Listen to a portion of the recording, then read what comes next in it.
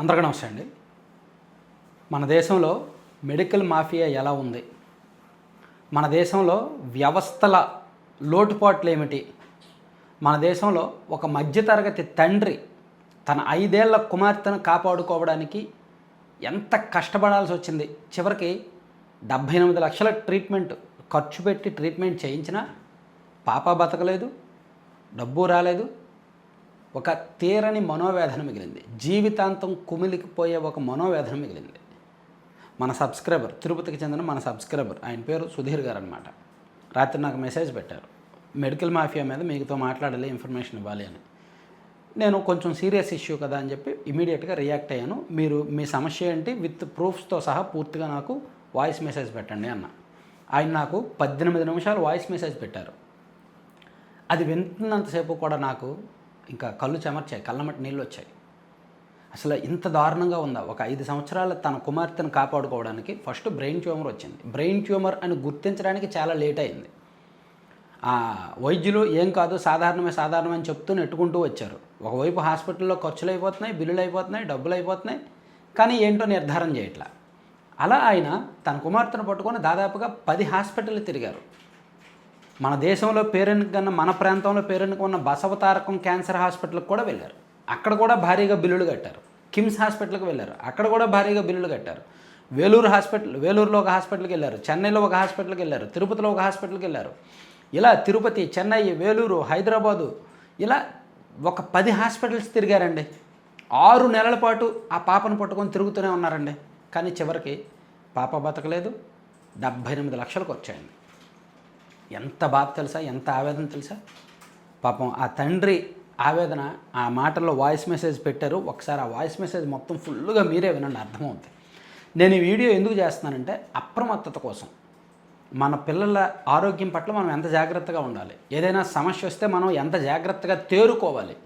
So ఎటువంటి హాస్పిటల్కి తీసుకెళ్ళాలి. మనం అనుకుంటాం బసవతారకం క్యాన్సర్ హాస్పిటల్ ఒక పెద్ద ట్రస్టు, మంచి సర్వీస్ చేస్తారని. అది కూడా పక్కా కమర్షియల్ అని ఆయన నిరూపించారు.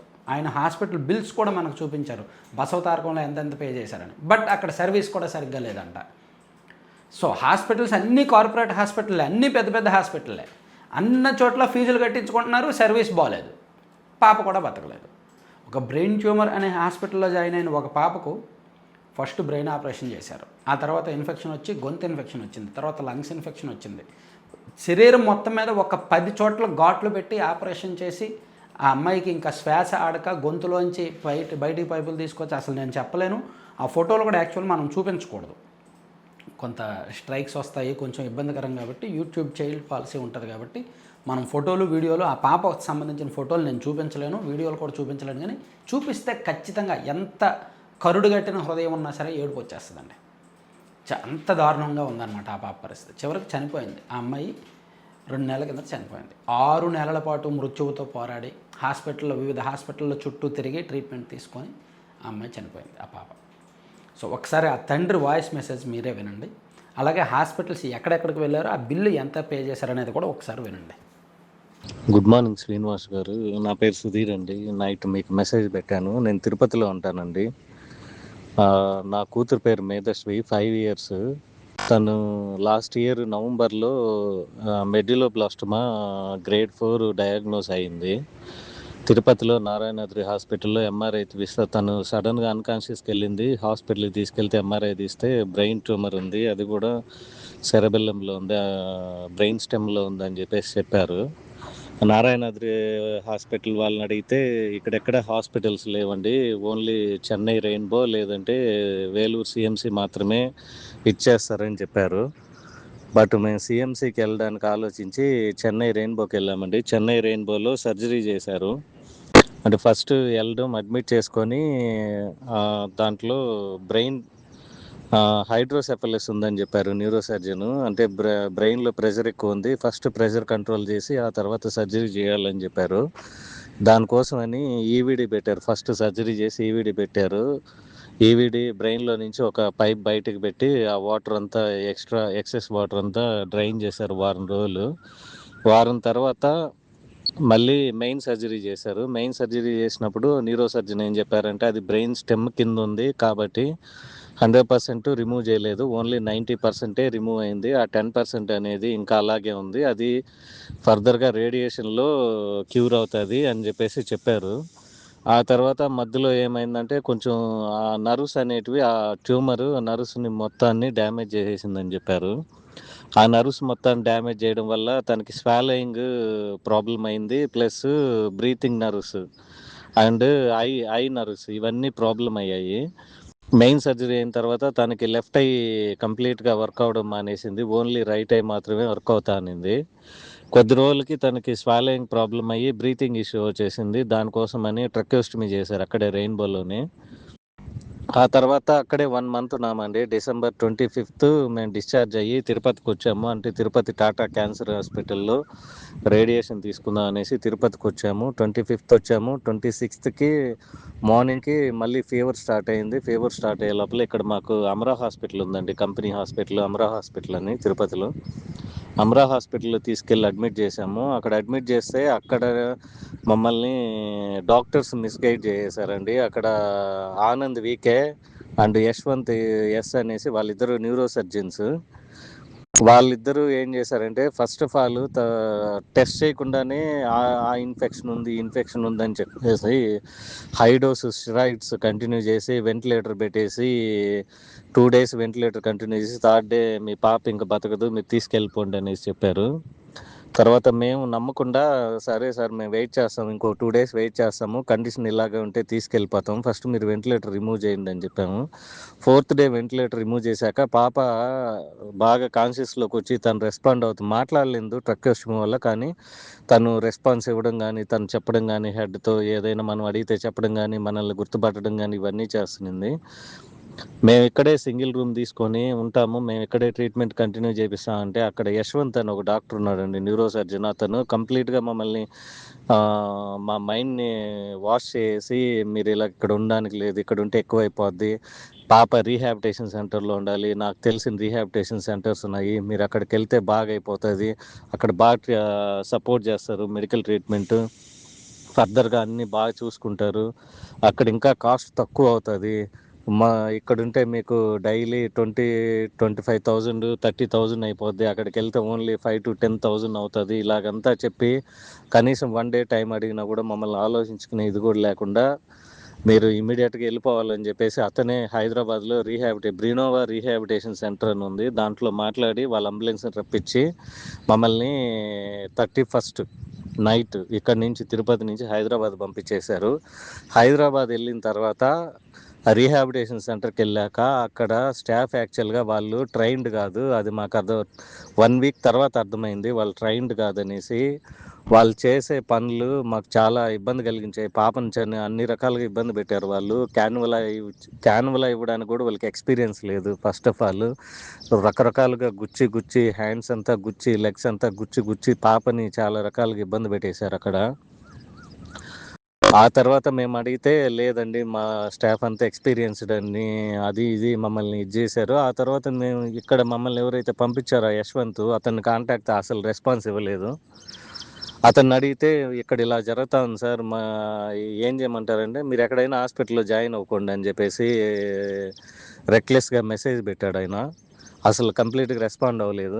ఆ తర్వాత సెకండ్ వీక్లో ఇన్ఫెక్షన్ వచ్చేసింది పాపకి. ఎందుకంటే అక్కడ వాళ్ళు హైజీన్ లేకుండా ఎలాగంటే అలాగా ట్రీట్మెంట్ ఇవ్వడం వల్ల పాపకి ఇన్ఫెక్షన్ వచ్చేసింది. ఫస్ట్ యూరిన్ ఇన్ఫెక్షన్ వచ్చింది, ఆ తర్వాత బ్లడ్ ఇన్ఫెక్షన్ వచ్చింది, ఆ తర్వాత ట్రక్యోస్టమీ గొంతులో ఇన్ఫెక్షన్ వచ్చింది.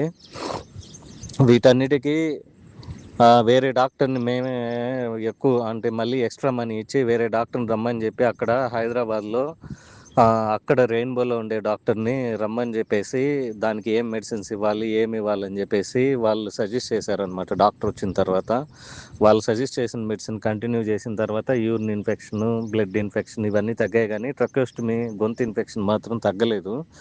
అక్కడే 3 weeks ఉన్నామండి. 3 weeksలో వీళ్ళు ఏం చేశారంటే మాకు తెలియకుండా న్యూరో సర్జన్ యశ్వంత్ ఎవడైతే ఉన్నాడో వాడిని కాంటాక్ట్ అయ్యి వాడి దగ్గర ఇవి తీసుకొని మెడిసిన్స్, హై డోస్ స్టెరాయిడ్స్ అండి, మార్నింగ్ ఆఫ్టర్నూన్ ఈవినింగ్ 3 days ఇలాగా 14 days కంటిన్యూ చేశారు హై డోస్ స్టెరాయిడ్స్.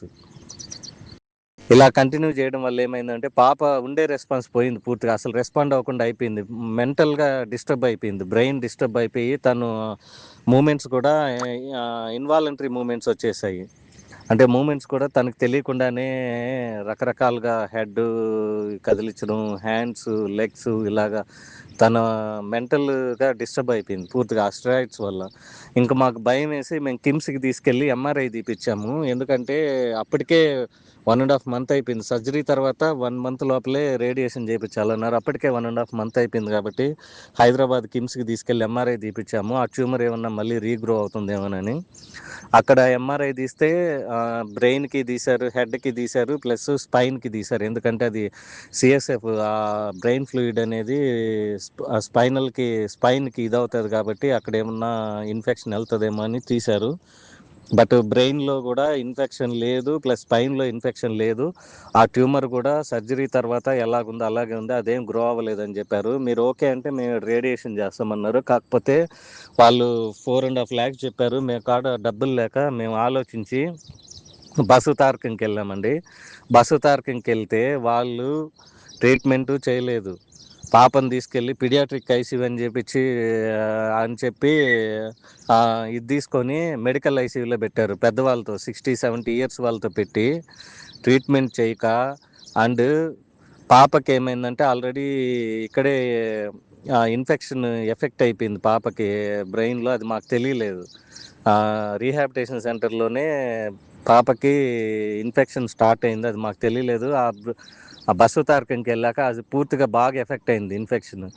అక్కడ న్యూరో సర్జన్ ఏం చెప్పారంటే, అక్కడ న్యూరో సర్జను అసలు ఆయన ఫస్ట్ ఆఫ్ ఆల్ ట్రీట్మెంట్ అంటే దీనికి చాలా టైప్స్ ఆఫ్ ట్రీట్మెంట్స్ ఉన్నాయంటాడు. బట్ చేసిన వేస్ట్, అది చేసిన వేస్ట్ అనేసి ఇలాగ మాట్లాడుతా టైం వేస్ట్ చేసి తను 4th వెంట్రుకల్లో ట్యూమర్ ఉందండి. ఆల్రెడీ ఇన్ఫెక్షన్ ఉంది, 4th వెంట్రుకల్లో ట్యూమర్ ఉంది. ట్యూమర్ పక్కన సర్జరీ చేసి మళ్ళీ షంట్ పెట్టారు. ఆ షంట్ పెట్టినప్పటి నుంచి పాప పూర్తిగా డిస్టర్బ్ అయిపోయిందండి. డిస్టర్బ్ అయిపోయింది. అక్కడ కేర్ లేదు. ఫస్ట్ ఆఫ్ ఆల్ నర్సులు చూసుకోరు, ఏమి చేయరు. మెడిసిన్స్ కూడా ఇప్పుడు మార్నింగ్ 7కి లేదా ఆఫ్టర్నూన్ 1కి ఇలాగ టైమింగ్ ప్రకారం ఇవ్వాల్సింది. వాళ్ళకి ఇష్టం వచ్చినప్పుడు 1 అవర్లోనే అన్ని మెడిసిన్స్, అది మార్నింగ్ కానీ ఆఫ్టర్నూన్ కానీ ఈవినింగ్ అన్ని మెడిసిన్స్ ఒకే టైంలో ఇచ్చేస్తారు.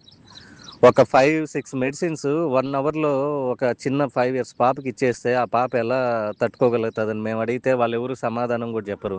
అక్కడ నర్సింగ్ స్టాఫ్ సమాధానం చెప్పరు, నర్సింగ్ ఇన్ఛార్జు చెప్పరు, డాక్టరు చెప్పరు సమాధానం. ఏమడిగినా సమాధానం చెప్పరు. ఇలాగ చేస్తా అసలు కేర్ లేక పాపని బాడీ క్లీన్ చేయక స్యూడోమోనోసిస్ అనే ఇన్ఫెక్షన్ వచ్చేసిందండి ఆ బసవ తారకంలో. ఆ స్యూడోమోనోస్ ఇన్ఫెక్షన్ రావడం వల్ల అది బ్రెయిన్కి ఎఫెక్ట్ అయ్యి బ్రెయిన్లో ఫస్ట్ క్రియేట్ అయిపోయింది. ఫస్ట్ క్రియేట్ అయ్యి ఆ వాటర్లో మొత్తం ఫస్సే వస్తూ ఉంటే మేము న్యూరో సర్జన్ అడిగితే, ఇది ఏంది సార్ ఇలాగ ఫస్ట్ వస్తుంది తలలో నుంచి, ఇదేమన్నా ప్రాబ్లం అవుతుందంటే ఆయన ఏం ప్రాబ్లం లేదనేసి చెప్పాడు మాకు. అదేం ప్రాబ్లం కాదండి, అదేం కాదు, అది పోతుంది లేండి అనేసాడు. ఆ తర్వాత ఫస్ట్ వచ్చిన కరెక్ట్గా ఒక 2-3 డేస్కి ఆ హార్ట్ బీట్ పడిపోయింది. అంటే స్టెబిలిటీగా ఉండేది కాదు తనకి. ఎప్పుడైతే ఈ అన్కాన్షియస్లోకి వెళ్ళిందో అప్పటి నుంచి 140-150 ఉండే హార్ట్ బీట్ ఒకేసారి 60కి పడిపోయింది. 60-65 లోపలే మెయింటైన్ అవ్వేది. ఈ 60-65 హార్ట్ బీట్ అడిగినా కూడా అదేం కాదనే చెప్పారు. అక్కడ 1.5 month ఉన్నామండి బసవ తారకంలో. అక్కడ పాప ఇంకా మా చేతికి రాదని అర్థమైపోయింది. అక్కడ ట్రీట్మెంట్ సరిగా లేదు, ఆన్సరబుల్ లేదు. అది ట్రస్ట్ అనేసి నమ్మేసి వెళ్ళామండి, కానీ అది ట్రస్ట్ కాదు, ప్యూర్ మనీ మైండెడ్. పూర్తిగా మనీ కడితేనే ఏదైనా, మనీ కట్టలేదంటే ఏమీ చేయరు. ఈవెన్ మేము మనీ పే చేసినా కూడా 6.5 lakh పే చేసామండి. 6.5 lakh పే చేసినా కూడా మేము పాపని చాలా సివియర్ కండిషన్లో మేము మళ్ళీ తిరిగి మాకు భయం వేసి మళ్ళీ ఎవరైతే ఇనిషియల్గా మెయిన్ సర్జరీ చేశారో ఆ న్యూరో సర్జన్ కాంటాక్ట్ అయ్యి అక్కడి నుంచి మేము మళ్ళీ చెన్నైకి చైల్డ్ ట్రస్ట్ హాస్పిటల్కి తీసుకెళ్ళాము. చైల్డ్ ట్రస్ట్ హాస్పిటల్కి వెళ్ళేటప్పటికే పాప కండిషన్ చాలా సీరియస్గా ఉందండి. అప్పటికే స్యూడోమోనోసిస్ ఇన్ఫెక్షన్ బ్రెయిన్కి ఎఫెక్ట్ అయిపోయింది, బాడీ అంతా ఎఫెక్ట్ అయింది, ప్లస్ హార్ట్ బీట్ ప్రాబ్లం అయిపోయింది పాపకి. ఇలా వాళ్ళు ముందే చెప్పారు, కండిషన్ చాలా సీరియస్గా ఉంది, మీరు ఓకే అంటే ట్రీట్మెంట్ స్టార్ట్ చేస్తాం, లేదంటే మీరు తీసుకెళ్ళిపోండి అన్నారు.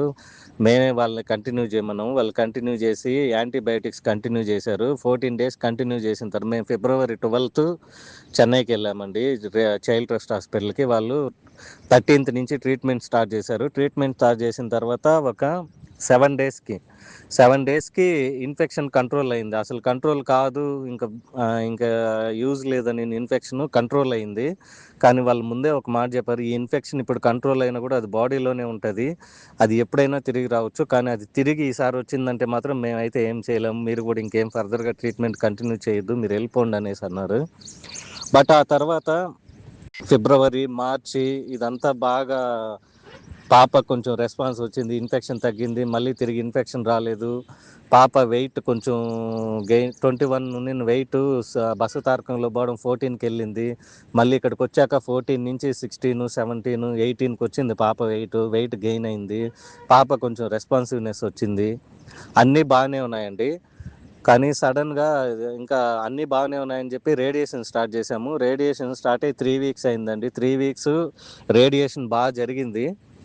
రేడియేషన్ బాగా జరుగుతూ ఉంది. అక్కడ డాక్టర్లు కూడా ఆశ్చర్యపోయారు, అసలు మేము ఎక్స్పెక్ట్ చేయలేదండి, అసలు ఇలాగ రెస్పాన్స్ ఉంటుందని కూడా రేడియేషన్కి, అసలు ఇంత దూరం వస్తుందని కూడా ఎక్స్పెక్ట్ చేయలేదు. కానీ పాప చాలా గ్రేట్ అండి, ఇంత దూరం వచ్చింది. ఇంకొక 1 వీక్ రేడియేషన్ ఉంది. ఈ రేడియేషన్ కంప్లీట్ అయిపోయిందంటే మళ్ళీ మీకేం ప్రాబ్లం లేదు, మీరు ఇంటికి వెళ్ళిపోవచ్చు, పాపకి ఏం కాదు, ఆ తర్వాత మంత్లీ ఫాలోఅప్ చేసుకుంటే సరిపోతుంది అన్నారు. కానీ 4th వీక్లో తిరిగి మళ్ళీ ఆ ఇన్ఫెక్షన్ అనేది వచ్చింది.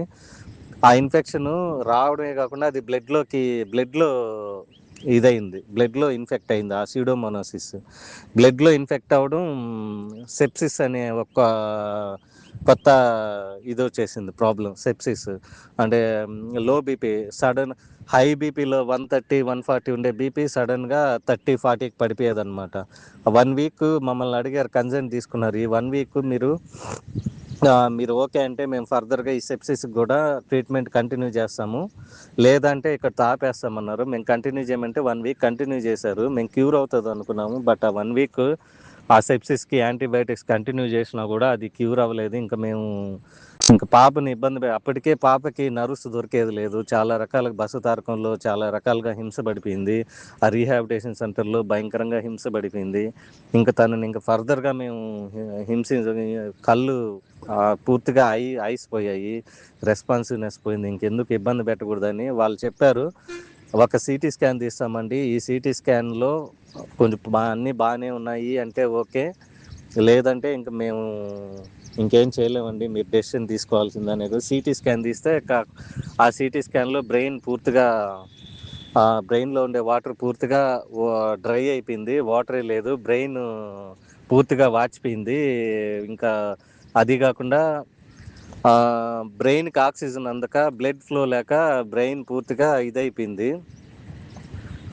ప్లస్ వచ్చి బ్రెయిన్ స్టెమ్ అనేది ఏదైతే ట్యూమర్ ఉందో ఆ ట్యూమర్ దగ్గర బ్రెయిన్ స్టెమ్ పూర్తిగా కొలాప్స్ అయిపోయింది. ఇంకా మేము మే 3 ఇంకా మేము సైన్ పెట్టామండి, ఇంకా ఫర్దర్గా మాకేం ట్రీట్మెంట్ వద్దు, మేము తీసుకెళ్ళిపోతామని. మే 3 ఆఫ్టర్నూన్ మేము సంతకం పెట్టాము. ఈవినింగ్ 8కి అంతా పాప చనిపోయిందండి, మే 3. ఇదే బస్సు తారకంలోనే మేము చాలా రకాలుగా మోసపోయాము. అది కాకుండా ఇక్కడ మా అమరా హాస్పిటల్ కూడా మేనేజ్మెంట్కి తెలియకుండా ఈ డాక్టర్లు ఇలాగ మమ్మల్ని అనే కాదండి, వాళ్ళని నమ్మి చాలామంది పాపం హైదరాబాదు, చెన్నై, బెంగళూరు వెళ్ళిపోయి చాలామంది మోసపోయారు. వాళ్ళు ఇలాగ ఎవరికి తెలియకుండా పేషెంట్ రిలేటివ్స్ని తీసుకెళ్ళి, మీకు అక్కడికి వెళ్తే ఇదైపోద్ది, నేను డిస్కౌంట్ ఇప్పిస్తాను, అది ఇది అని చెప్పేసి చాలా రకాలుగా పాపం చాలా మందిని ఇబ్బంది పెట్టేశారండి. నాతో పాటే 2-3 వచ్చారండి, వాళ్ళు కూడా చాలా ప్రాబ్లమ్స్ ఫేస్ చేశారు హైదరాబాద్లో. ఆ తర్వాత అసలు ఫస్ట్ ఆఫ్ ఆల్ మేము దీనికన్నా ముందు కొన్ని సిమ్టమ్స్ వచ్చాయండి. తనకి ఎర్లీ మార్నింగ్ నిద్ర లేస్తానే వామిటింగ్ అయ్యేది పాపకి. ఎర్లీ మార్నింగ్ వామిటింగ్ అవుతా ఉందని తిరుపతిలో శ్వేత మల్టీ స్పెషాలిటీ హాస్పిటల్ అని ఉంది, ఏఆర్ రెడ్డి, ఆయన 30+ ఇయర్స్ ఎక్స్పీరియన్స్ పీడియాట్రిక్ డాక్టర్, ఆయన దగ్గరికి తీసుకెళ్ళాం. ఆయన ఏం చేశాడు, కనీసం ఆయన ఎంబీబీఎస్ చదివి డాక్టర్ అయ్యాడా లేదా ఇంకేమన్నా డబ్బులు కట్టి డాక్టర్ అయ్యాడో నాకు తెలియదు, వామిటింగ్స్ అవుతున్నాయి, ఎర్లీ మార్నింగ్ అవుతున్నాయి అంటే ఎవరైనా, అంటే మనం అంటే మెడికల్ కాదు, మనం దాని గురించి పెద్దగా ఐడియా లేదు, మనకు అర్థం కాకపోవచ్చు, కానీ అతను డాక్టర్ కదా, ఎంబీబీఎస్ డాక్టర్, అది కాకుండా పీడియాట్రిక్ డాక్టర్. వామిటింగ్స్ అవుతున్నాయంటే ఫస్ట్ ఆఫ్ ఆల్ హెడ్లో ప్రాబ్లం ఉంటుందని ఆలోచించాలి. ఆయన మమ్మల్ని ఏం చేశాడు, లేదు ఇది గ్యాస్ట్రిక్ ట్రబుల్, పిల్లలు ఇలాగే ఉంటుంది, అదేం కాదు తగ్గిపోద్ది అని చెప్పి గ్యాస్ట్రిక్కే టానిక్ ట్యాబ్లెట్స్ ఇచ్చి పంపించాడన్న. ఇలాగా 4 months అండి. ఫస్ట్ మంత్ వెళ్ళాము, ట్యాబ్లెట్స్ టానిక్ ఇచ్చాడు. మళ్ళీ సెకండ్ మంత్ వెళ్ళాము, అవే కంటిన్యూ చేశాడు.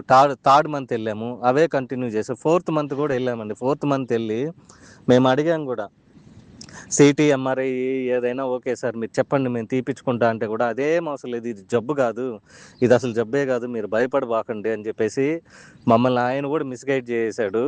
ఇది అసలు జబ్బు కాదనేసే చెప్పాడు. ఇలాగే ఉంటుంది చిన్నపిల్లలకి, వాళ్ళు ఏజ్ పెరిగే కొద్దికి అది క్యూర్ అయిపోతుంది, అదేం కాదని చెప్పేసి మిస్గైడ్ చేశాడు. Even blood test, urine test చేస్తే బ్లడ్లో కూడా క్లియర్గా తెలుస్తుంది, రెడ్ బ్లడ్ సెల్స్ కౌంట్ అనేసివి పూర్తిగా డేంజర్లో చూపిస్తూ ఉన్నాయి. ప్లస్ బ్లడ్ కూడా లోలో ఉంది పాపకి. యూరిన్లో కూడా కొన్ని ఇవి ప్రోటీన్స్ ఎక్కువ ఉన్నాయని చెప్పి వచ్చింది.